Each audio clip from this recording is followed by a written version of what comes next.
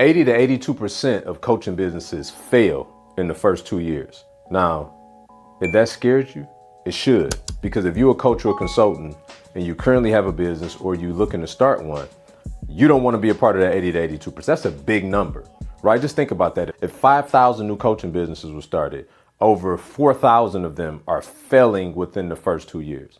And there's no reason for it, okay? This is my 7th, almost 8th year in coaching. And our worst year in business was 400,000, okay? Now, I'm not telling you that to brag on myself. I'm not telling you that to feel bad for me. Some of y'all like, if I had a $400,000 year, that'd be my best year. I get that. What I'm trying to tell you is that we've made millions of dollars online, and yet here we are still relevant, still here some 7, 8 years later by God's grace, but also because we figured out this one thing to keep us here. And this one thing that we do exceptionally well, others don't. So if you stay tuned for this video today, I'm gonna show you how to avoid making this one mistake so that you don't be a part of the 80 to 82%, but you become a part of the 20%, okay? As always, if these videos help you, all I ask is that you share it, like, comment below. Shout out to everybody that's been commenting. By the way, for those of you that have been commenting, you probably realize we actually take heed to the comments and we create more content to help you on the exact things that you asked for, okay? So I wanna first start by showing you what we've done really well. And not only what we do, but what we help our clients do in our coaching and consulting business. So in 2018, we had a coaching offer that started out at 5K. We made some upgrades and some iterations to it. And eventually we got it up to 47K by the end of that year. I know it sounds crazy, okay? But it's not that the 47 is such a big number. This was really a small number. I just didn't know any better. And thank God I had mentors in my life that sat me down and talked to me and told me, don't ever let me catch you doing this again, okay? Then in 2019, when we had the 47K offer, it was a lot of done for you in that offer, right? Which meant that we provided fulfillment services for our clients. So we did some of the work, okay? 2019, I decided I wanted to move away from done for you, and we started doing more done with you, okay? So we went from like 47K down to 27K, okay? We went from done for you to done with you to 27K. Then in 2020, you know, COVID, all the things before the stimulus came out, all that, it was kind of like, whoa, where should we go with the business? So we did some 27K. We had some stuff we did at around 20K. We had some 17K in there.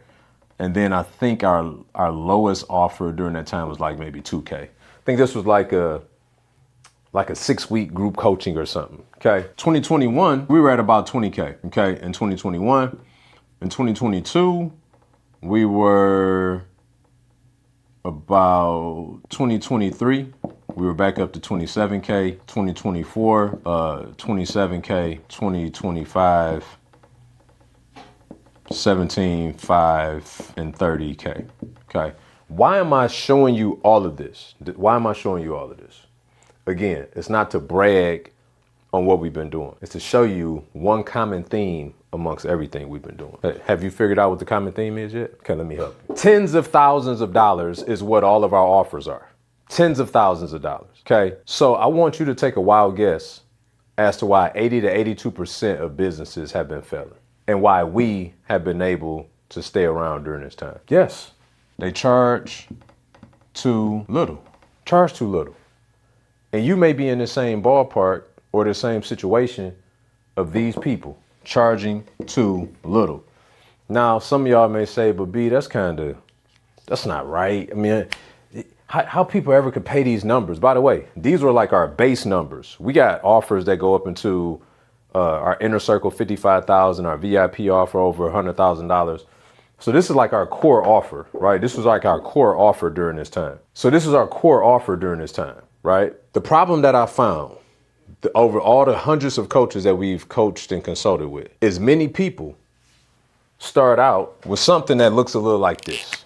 They got a $17 thing, they got a $199 thing, and then this the big one.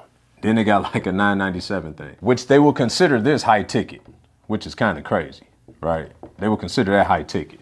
Comparatively speaking to here, I guess that would be correct.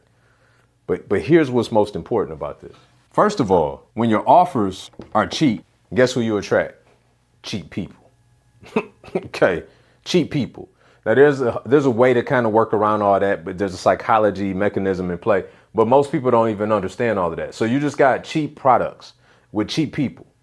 Well, the problem with that is cheap people want everything for what? Nothing. They want everything for nothing.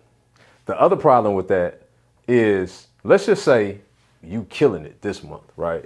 You sell $9.97 times 5, right? It's about $5K. But then you don't really got enough money to afford to pay somebody to do your content. You don't got enough money for an admin. You don't got enough money to have the best systems and the best onboarding process and the best place to store all your stuff. And so you ain't got great customer service. So either you running yourself ragged to try to keep as much of the 5K as possible, or you do as I just mentioned and you go get an admin, you go get somebody to do your content, social media manager, you pay for some systems, right? And then at the end of the day, you left with about $1,000. That's based on your best product you selling. So what happens? So either one, you try to do all the work to negate having to hire these people, or you hire these people and then you left with basically no money. So what happens? Now all of a sudden, you're not so thrilled about your business anymore because you feel like you're getting up every day to go to work to pay somebody else. But meanwhile, back at the ranch, your clients are having a horrible experience too, though, because there's only so much that you can give from what you ain't got.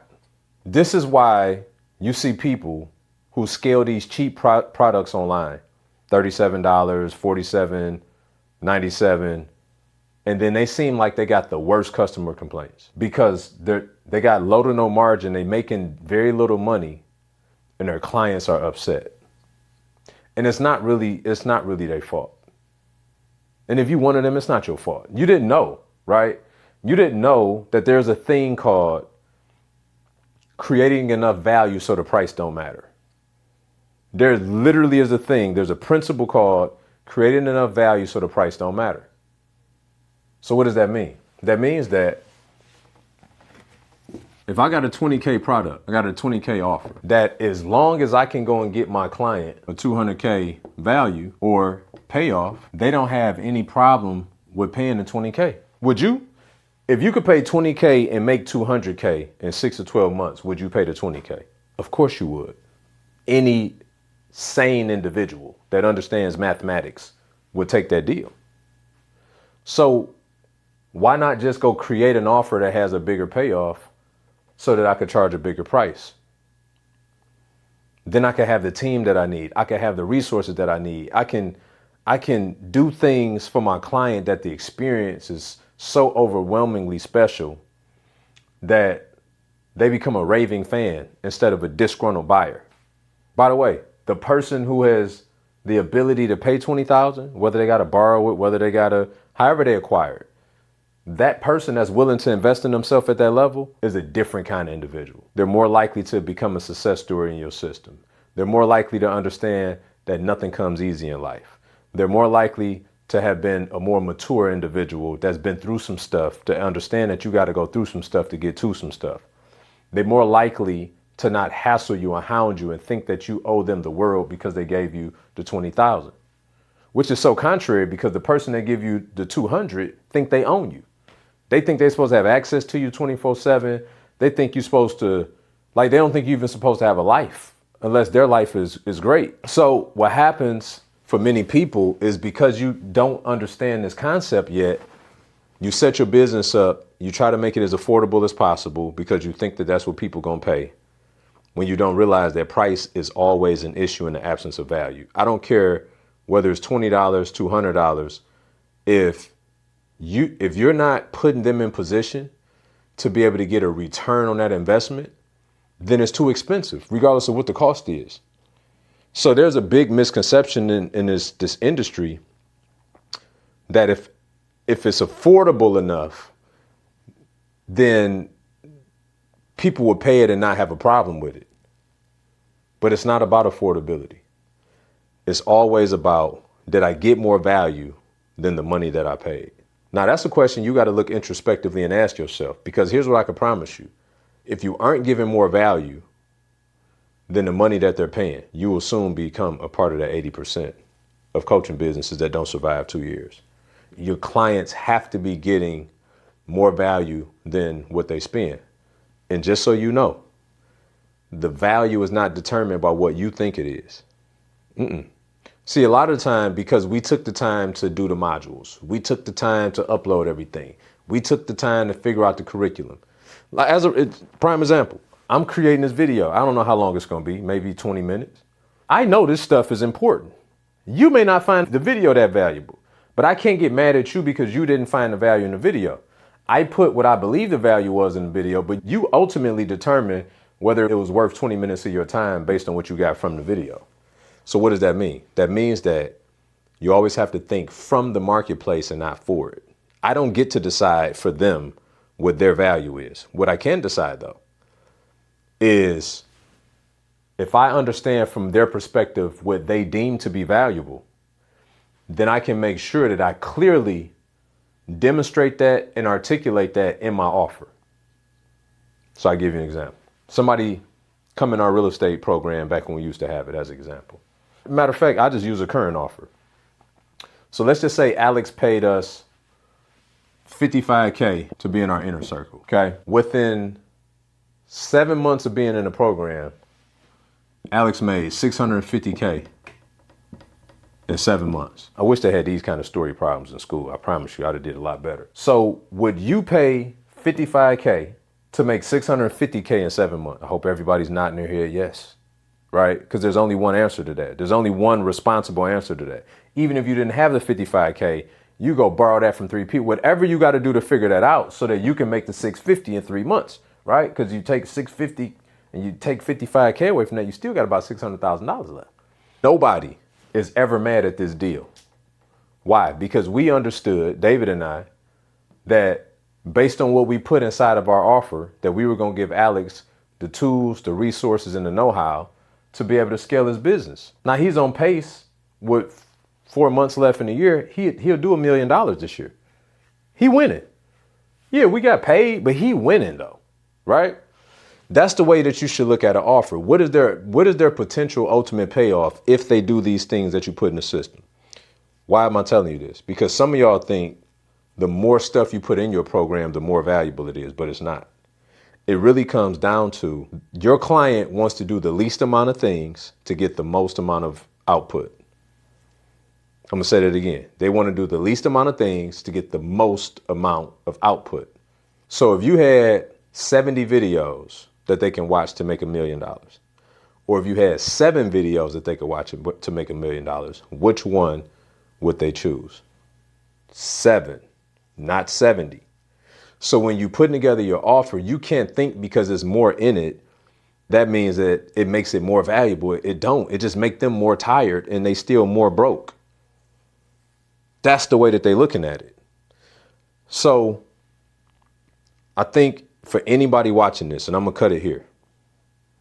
If anybody watching this, here's what I want you to know.